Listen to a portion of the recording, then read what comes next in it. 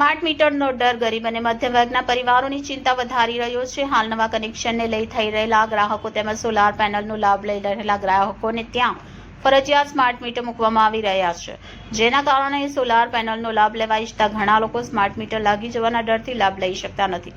Smart meter મુદ્દે લોકોના મનમાં ઘણી બધી શંકા અને ડર છે, ખાસ કરીને કે સ્માર્ટ મીટરમાં વારંવાર બિલ વધારે આવી રહ્યાની ફરિયાદો સામે આવી છે। સૌથી મહત્વની વાત એ પણ છે કે ભવિષ્યમાં ઉર્જા વિભાગ દિવસ કરતાં રાત્રિના વીજ વપરાશનો ભાવ વધારી શકે છે, જે સ્માર્ટ મીટરના કારણે જ શક્ય બને છે। સ્માર્ટ મીટરથી લાખો રૂપિયાના બિલ આવ્યા હોય એવી રાવ ઉઠી છે। અનેક ફરિયાદો હાલ કોર્ટમાં પેન્ડિંગ પણ છે। વીજ કંપનીના અધિકારીઓ પાસે પૂરતું નોલેજ નથી, ખાનગી કંપનીઓ કામ કરી રહી છે એ ફરિયાદ સાંભળતી નથી। હાલ ખૂબ જ વિરોધ થઈ રહ્યો છે, એટલે પ્રીપેડ મીટર અમુક સમય પૂરતી જ બંધ કરવામાં આવી છે। જેવા મીટર લાગી જશે એવું જ પોસ્ટપેડ સિસ્ટમ બંધ કરી પ્રીપેડ સિસ્ટમ ફરજિયાત થશે અને રાત્રે રિચાર્જ ખાલી થઈ જાય તો રાત્રે જ વીજળી ડૂલ થઈ જશે એ પણ નક્કી જ છે। ટૂંકમાં કહું, સ્માર્ટ મીટર લોકો પાસેથી વધારે પૈસા પડાવવા માટેનું સ્માર્ટ યંત્ર છે। GUVNLની અંડરમાં આવતી વીજ કંપનીઓના કોઈ જ ગ્રાહકે સામેથી સ્માર્ટ મીટરનો આગ્રહ રાખ્યો નથી, ઉલટા લોકોએ વિરોધ કર્યો છે।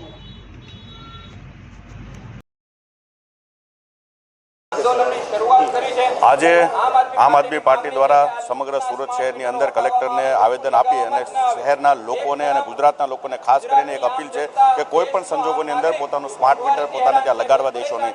આ સ્માર્ટ મીટર માત્ર ને માત્ર લોકોના ખિસ્સા ખાલી કરવા માટેનું આયોજન છે। હાલની પ્રમાણે તમામ વીજ મીટરો સારી રીતે કામ કરે છે અને તમામ વીજ કંપનીઓ BGVCL હોય કે PGVCL હોય કે તમામ વીજ કંપનીઓ નફો કરે છે। એનો મતલબ છે કે કોઈ પણ પ્રકારની વીજ મીટરોમાં ખામી નથી, પરંતુ લોકોના ખિસ્સામાંથી એડવાન્સમાં રૂપિયા લેવાના નામે લોકોને સ્માર્ટ મીટર આપવામાં આવે છે। અને આનું સૌથી મોટું નુકસાન હાલમાં એ છે કે જ્યારે ગ્રીન એનર્જી તરફ શહેર આગળ વધતું હોય, રાજ્ય આગળ વધતું હોય, ત્યારે સ્માર્ટ પેનલ એટલે કે સોલાર પેનલો જે છે આપવામાં માટે થઈને ફરજિયાત સ્માર્ટ મીટર મૂકવાનું કહે છે, જેના કારણે કેટલા બધા લોકો સ્માર્ટ મીટર મૂકવાના ડરથી ડરે છે અને જેના કારણે એ લોકોને ત્યાં સોલાર પેનલો પણ મૂકી શકાતી નથી। એટલે એન કેન પ્રકારે તાનાશાહી સિસ્ટમથી લોકોને કોઈ પણ હિસાબે સ્માર્ટ મીટર મૂકવા માટેનું જે સરકાર અત્યારે પ્રાવધાન લાવી રહી છે અને એ માટે અલગ અલગ વીજ દરો નક્કી કર્યા છે, એ સદંતર ખોટું છે।